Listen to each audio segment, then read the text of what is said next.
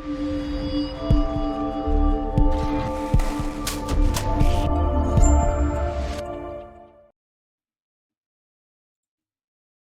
everyone, and welcome back to UE5 BP Guru. Today, we're going to be talking about something that's gone on in the world in the last couple of weeks. You can probably already guess by the screen in front of you. We're going to be talking about Palworld and the Nintendo controversy. This is something I haven't really ever done before on this channel. This kind of narrative kind of content where I talk about a subject that's happening around us, but I thought it was super interesting because I am making a creature capture game, and I will be entering this space in the next kind of year or two. And obviously, Palworld is massive at the moment. It's had a lot of talk around it for one good reason. And I think what a lot of people are wondering at the moment, is it in trouble? Is it in trouble? Are they going to be faced with a lawsuit from Nintendo? And I thought I'd like to kind of break that down at the moment and just kind of sort of put my thoughts into the world on this particular subject.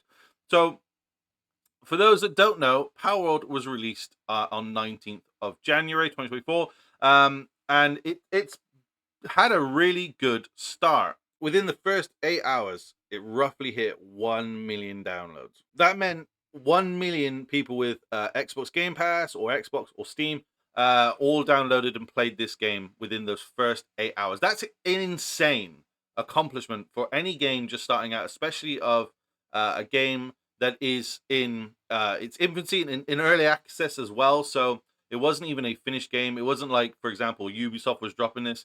This is a indie developer. I think they had one game called Craftopia out before this, and this was their second major game that they had done. And as a result, they had 3 million downloads in the first 8 hours. And it's kind of not surprising with the talk around it. And I think we're 2 weeks on now, and they've had around about 73.4 million in revenue, which is insane. That's a crazy growth for 2 weeks of a game being out. I'm sure any game developer would be incredibly lucky to have that kind of explosion for their sort of game. So it's been a huge success, which is fantastic for them. Obviously, you can only be happy for them. But there is a group of people that are not happy for their success. And we're talking about the hardcore Pokemon fans. That's right. These fans are incredibly mad. They have been drawing comparisons between Pokemons and pals. They've been talking about the controversy of, killing your pals and capturing humans and all these kind of crazy things that they put into Palworld. They are picking it apart, and obviously I think a lot of them are eagerly awaiting something to happen to them. I don't know if you are aware of this, but in the last week, Nintendo did comment, and the Pokemon company commented about this game and what they were going to do about it. It reads, "We have received many inquiries regarding another company's game released in January 2024. We have not guaranteed any permission for the use of Pokemon intellectual property or assets in that game. We intend to investigate and take appropriate measures to address any acts and infringe on intellectual property rights related to the Pokemon. We will continue to cherish and nurture each and every Pokemon and its world and work to bring the world together through Pokemon in the future." Well, interestingly, a lot of Pokemon fans interpreted that they will be investigating Palworld and into their creatures and looking at sort of whether there was any misuse of their Pokemon in the game. Well, I don't think this is true. A lot of people have interpreted it this way, but if you haven't been aware, there was a recent mod made for Palworld. It was literally in the first few days, where a person had made a mod that changed all of the pals in Palworld to Pokemon, so you could play exactly the same game but with Pokemon instead. Now, this sounds like a fun mod, I'm sure, to a lot of people who are just finding out about this. It has sadly already been taken down, and the reason is because that man decided to charge for that mod. So the minute he put a price tag on it, immediately Nintendo were not happy about it. And it has already come out and been reported that they will be taking, I believe, legal action against him.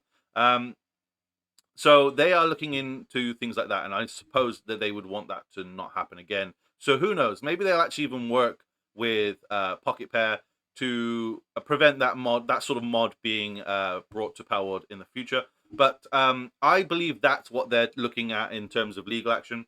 A lot of people have also said, "Oh, it's been 3 years in development. Why did they not take legal action prior to this?" Well, that's because anybody can make a game. Anyone can take Pokemon assets and make a fake Pokemon game from it. But a lot of people won't actually release it. So you find it's very difficult to sue someone over a game that's not even in the public space anymore. I could make a game all the way up to development, and on the day before it's due to release, decide not to release it. So if someone were to determine that potentially I had stolen assets or taken things or copied things, it's very difficult for them to take action prior to the game actually being in the public domain. So that's possibly why Nintendo would not have sued during its development. But potentially there could be something afterwards. But again, I think everything that they've done so far is far enough away from Pokemon that you could argue that actually, I don't believe they could sue them over the actual creature designs. And the gameplay, in all honesty, is more reminiscent of things like Ark than it is Pokemon. And you also have some issues with that. Like, for example, if we look at their menu system, it is essentially directly ripped from Ark. Their engram system, I believe they call it in Ark, is exactly the same as it is in Palworld. So there is arguments there that that's technically infringing on copyright information. Also, the fact that some of the locations in Palworld are incredibly reminiscent of Elden Ring. There are a few abandoned churches that are exactly the same. There is even the opening scene when you walk out of, I believe it's like a cave or a church. It looks exactly the same as how it does when you walk out of the grave in Elden Ring. So there is some arguments for that.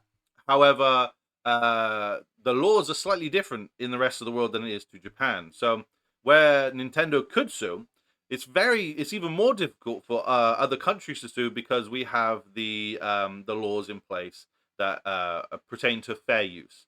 So as long as they change it slightly, so it's not exactly the same, then it is very difficult for people to claim that it's been taken away from their game. So that's why Wildcard and From Software would have a very difficult time also suing Pocket Pair.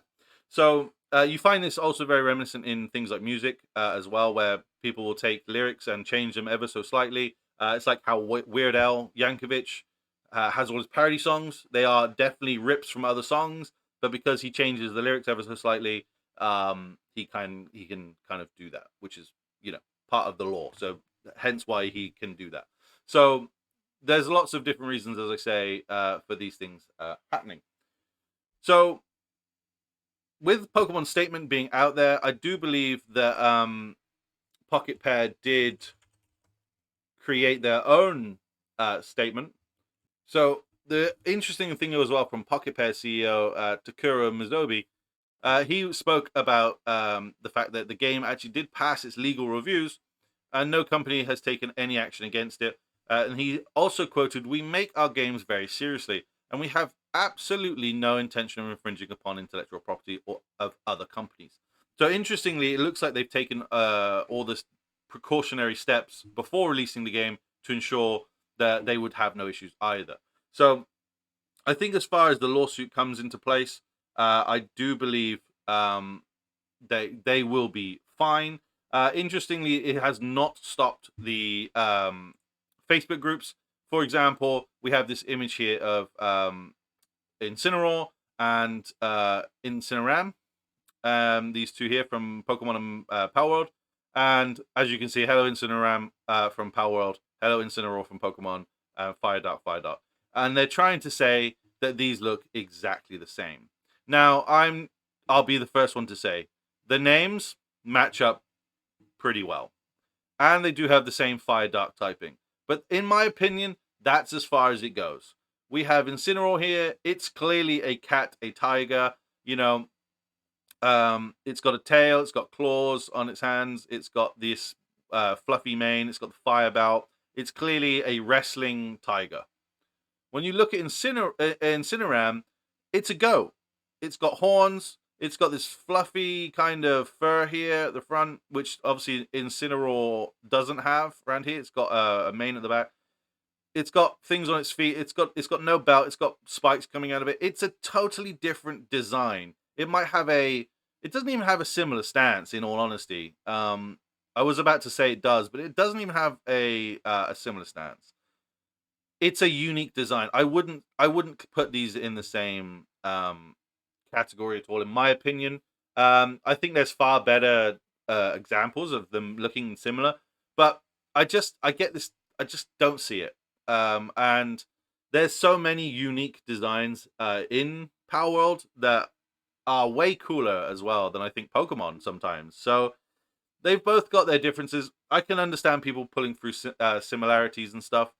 Um, but this community is really angry about this, and it's crazy that everyone's just kind of erupting into this nonsense. Like this one guy was like, "Grasp, kid, grasp. It's a dying argument at this point because newsflash, it's growing common knowledge that Nintendo has tried multiple times to sue during the process of the making of this game and got freaking nowhere. Tired of you guys crying your eyes out." Now he's obviously a Power World fan.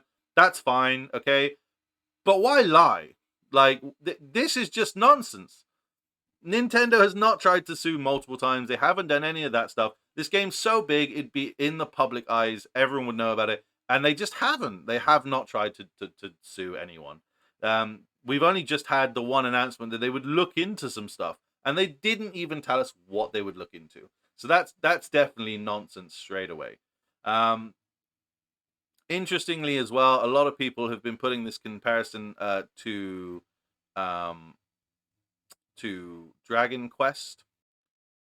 This image to Dragon Quest, and it's the whole, "Hey, can I copy your homework? Sure, just make it look different so that it doesn't look like you've copied it." Sure thing.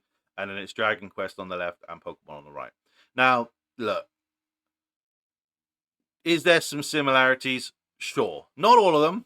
Some of them are just grasping at straws, right? I mean, like you could argue the Caterpie one, fine, okay. There's a bat, animal wise, fine. I mean, like again, the Omanyte one maybe is a close one, I'd say, but like the grand scheme of things, they're grasping at straws to create controversy, to make more conversation, to piss people off, and the point is, okay, that companies, irrelevant of whether you're as big as Pokemon or as big as Power World or as big as Dragon Quest or Final Fantasy or you know any of these games. I mean, there's even Cassette Beasts, right? They're all taking inspiration from one another. Dragon's Quest's first major game with sprites and stuff came out 2 years after Pokemon. So, but Dragon Quest has been around since like 1986. Did Pokemon take some design inspiration from them? Possibly. There's a chance, right? We're not stupid, right? We're all living in this world. We're all seeing everything for the first time, and it's easy to think of an idea and take an inspiration from elsewhere. Did Power World take some inspiration from Pokemon? Yes, absolutely. Of course he did. Pokemon's been around for years, since 1996 in the UK. That's how long I've been playing Pokemon for. It's been around a very long time. Did Power World take some inspiration from them? Yes, probably. They probably did. Um, but have they changed them enough to make them unique in their own right? Yeah, of course. There is one you can see that's like a dinosaur, a green dinosaur. I can't remember its name, but it looks like a weird mashup of Meganium and like Gloom or something like that, or similar to that. Um,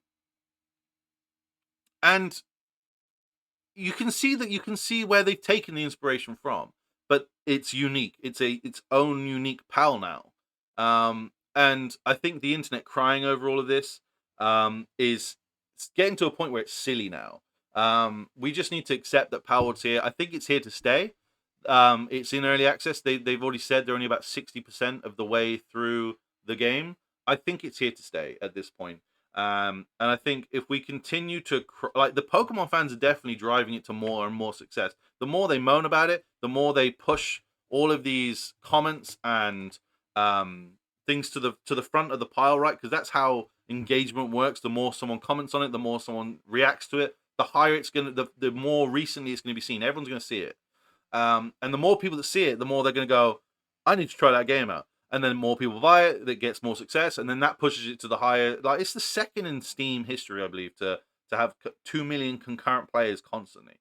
Like, that's insane, and it's fueled by pure rage at this point, which is interesting. It's not void of its bugs. It's got hella bugs. Like, even I've been playing it. I've got a clip of me accidentally jumping on top of a pal sphere as it was catching something, and when it caught it, it flew me up in the air. It's brilliant. It's on screen, but it's fantastic, right? How many bugs are in this game, and it's still so successful, and it's just purely people talking about this game. I'm creating a creature capture game, shameless plug, I know, called Ringmons. I hope I have this level of success with my game as Palworld, as Pocket Pairs had with Palworld. I think, in all honesty, congratulations to them. I hope they don't abandon this game. I hope they keep it going because it is fun. I've played it. It's fun. Will that make me leave Pokemon? No. I'll still play Pokemon. But Pokemon's got some work to do. They need to up their game massively if they want to keep its current player base. Because now that players have seen the success from an absolute nobody and do so many things that Pokemon genuinely could do nowadays, they've definitely got some work to do. Leave a little comment with your thoughts. If you're new here, leave a like, leave a subscribe. If you like this kind of content where I talk about games as opposed to doing just tutorials all the time, let me know. Let me know that you enjoyed this, like hearing my rants and stuff and my own theories. But thank you so much, guys, for watching as always, and I will see you next time. Much love. Take care. Bye.